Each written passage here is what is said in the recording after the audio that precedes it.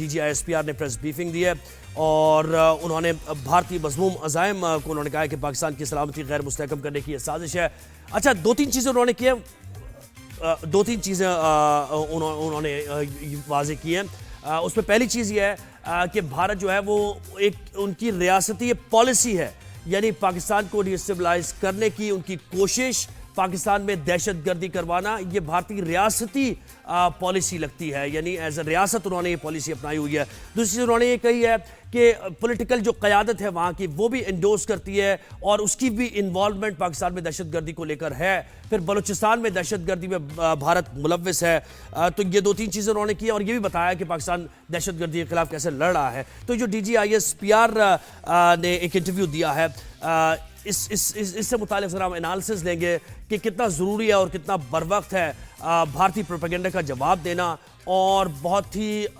بہترین طریقے سے انہوں نے پاکستان کا موقف سامنے رکھا۔ پھر چیئرمین پیپلز پارٹی بلاول بھٹو زرداری نے بھی انٹرویو دیا، اس کی بھی بات ہوگی۔ تو ہمیں جوائن کیا بریگیڈیئر ریٹائرڈ احمد سعید مناز صاحب نے، بہت شکریہ بریگیڈیئر صاحب، آپ نے ہمیں وقت دیا۔ DGISPR نے دو تین چیزیں بڑی واضح کی ہیں۔ ایک تو انہوں نے یہ بتایا ہے کہ یہ بھارتی پالیسی ہے، ریاست کی یہ پالیسی ہے، پاکستان میں دہشت گردی کرانا بڑی الارمنگ بات ہے۔ اور دوسری طرف انہوں نے کہا کہ بلوچستان میں دہشت گردی میں ملوث بھارت ہے اور بھارت کی پولیٹیکل جو قیادت ہے اس کی بھی انوالومنٹ ہے، اور ان کے اعترافی بیانات موجود ہیں کہ کس طریقے سے وہ اس خطے میں آگ لگا رہے ہیں، پاکستان میں دہشت گردی میں انوالو ہے۔ کیا کہیں گے آپ؟ جی بالکل، DGISPR کی جو انٹرویو نے الجزیرہ کو دیا ہے اس کے اندر بڑی واضح طریقے سے دو چیزوں کو کور کیا گیا ہے۔ ایک آپریشن بریان مرسوس کے اندر جو ان کے رافیل جہاز گرے تھے جس کی طرح ان کو نقصان ہوا، اور سب سے بڑھ کے یہ کہ انڈینز جب سے آپریشن بریان مرسوس کے بعد ان کو شکست ہوئی تھی اس کے بعد سے وہ تقریباً 40 کیپٹلز میں موو کر چکے ہیں، ان کے پولیٹیکل اور ڈپلومیٹک کور جو ہے، اور وہاں پہ پاکستان کو پہلگام کے بیک گراؤنڈ میں رکھتے ہوئے ملائن کرنے کی کوشش کی گئی ہے۔ اس میں کوئی دو رائے نہیں ہے، پاکستان کی سفارتکاری نے اسپیشلی آپریشن جو ہم نے رسپانس جنریٹ کیا تو اس میں پاکستان کا جو ایک امپریشن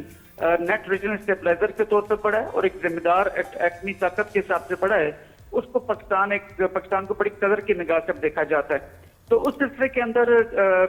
آپ جتنے میں ان کی ایفرٹس دیکھیں، چاہے وہ FATF کے اندر پاکستان کو گرے لسٹ میں پش کرنا ہو، G7 میں مودی کو ہزیمت کا سامنا کرانا ہو، اسی طرح کوارڈ کے اندر جے شنکر جیسے اپنی شکست کو مانتے ہوئے نظر آئے ہیں، اسی طرح شنگھائی کوآپریشن آرگنائزیشن اور تازہ برکس کے اندر، ان تمام اعلامیوں کے اندر انڈین کا مشن یہ تھا کہ پاکستان کو دہشت گردی کے ساتھ جوڑ کے اعلامیہ میں ان کو ملائن کیا جائے۔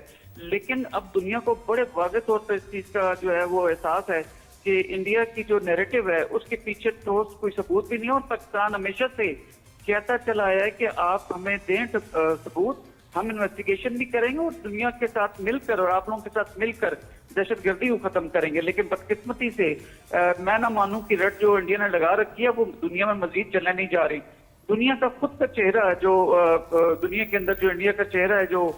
ٹیررزم کے لحاظ سے، چاہے وہ کینیڈا ہو، چاہے نیو یارک ہو، UK ہو، یورپین یونین ہو، قطر ہو، اب تو را کا بڑے واضح طور پر اب لیٹسٹ اب دیکھیں تو ایران کے اندر جس طرح سے را نے اپنے پنجے گاڑے اور موساد کو انہوں نے انفارمیشن دی اور ان کی لیڈرشپ کو نقصان پہنچایا، تو ہر طریقے سے انڈیا آئسولیشن کا شکار ہے۔ تو لہٰذا اس وقت ہمارے جو ڈپلومیٹک کور ہے وہ، اور پلس ہمارے سے بھی x foreign minister Bilawal Bhutto صاحب نے جیسے چیزوں کو لے کے آگے بڑھے، اور اسپیشلی انہوں نے جو انڈیا کے بڑے مجے ہوئے ایک اینکر کو انٹرویو دیا ہے، مطلب میں سمجھتا ہوں کہ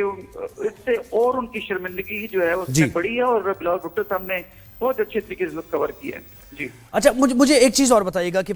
DGISPR نے جو انٹرویو دیا ہے اس میں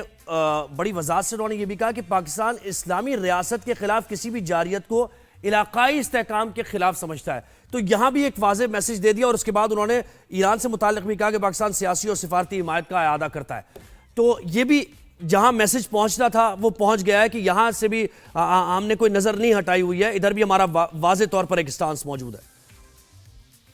پاکستان ایک سیکورٹائز اسٹیٹ ہے، اگر آس پاس اپنے سارے دیکھیں تو ساؤتھ میں ایکسٹرنل فورسز ہیں، ایسٹ میں ہمارے انڈیا ہے، ویسٹ میں دیکھیں تو ایران ڈسٹرب ہے اور افغانستان ڈسٹرب ہے، نارتھ ہمارا پھر شکر ہے کہ چائنا ہے وہاں پر۔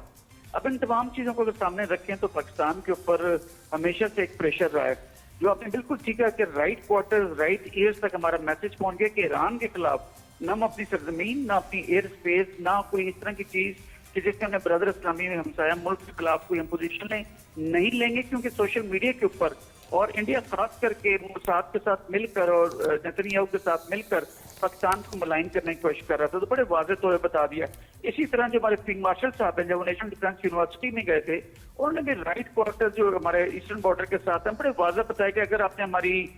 سالمیت اور ہماری جو سورینٹی ہے اس کو اپنے چیلنج کیا یا نقصان پہنچانے کی کوشش کی تو ہمارا رسپانس جو ہوگا وہ بہت شدید ہوگا، وہ پینفل ہوگا اور آپ کی سوچ سے کئی گنا بڑھ کے ہوگا۔ تو لہٰذا بڑے واضح طور پہ سب بتا دیا گیا، ڈونٹ میس وتھ پاکستان۔ جی اچھا،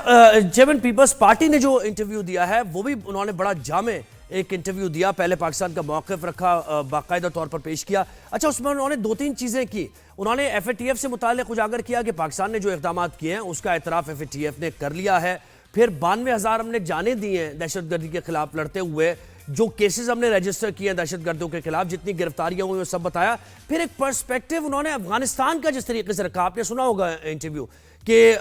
9/11 سے پہلے کچھ اور تصور کیا جاتا تھا، فریڈم فائٹرز کے طور پر دیکھا جاتا تھا، پھر وہ دہشت گرد ہو گئے۔ تو دنیا کے نیریٹیوز چینج ہوئے ہیں، ہم تو نیبرز ہیں، ہم متاثر ہو رہے ہیں اس سے۔ دیکھیں، آپ سب چیزیں چینج کر سکتے ہیں، جغرافیہ کو چینج نہیں کر سکتے ہیں آپ، چاہے وہ ایران کے اندر ایرانی ریولیوشن گارڈ کے ساتھ ہماری کوئی مس انڈرسٹینڈنگ ہوئی ہو پچھلے سال، یا فور دیٹ میں افغانستان کے ساتھ کنٹینیوسلی جس طرح وہ ٹی ٹی پی کو سپورٹ کرتے ہوئے نظر آتے ہیں، بیکاز انڈیا نے وہاں پہ خاصا انویسٹ کر رکھا ہے اور ایز کوئٹ پرو کو وہ یہ سب چیزیں کرتے ہیں۔ تو لہٰذا دنیا کو جو ان کو ریکگنائز نہیں کر رہے ہیں افغانستان کو، یہ دنیا کے حق میں خاص عام طور پہ پاکستان کے حق میں خاص کر کے مناسب نہیں ہے۔ آپ دیکھیں رشیا نے سب سے پہلے وہاں پہ اسٹیپ لیے اور اب ان کے تعلقات بنیں گے تو ہمارے بھی اچھے تعلقات ہونے چاہیے، ان کو ریکگنائز کرنا چاہیے۔ لیکن چونکہ ہم ایک کرس کراس، ایک ملٹی ڈائمینشنل، ایک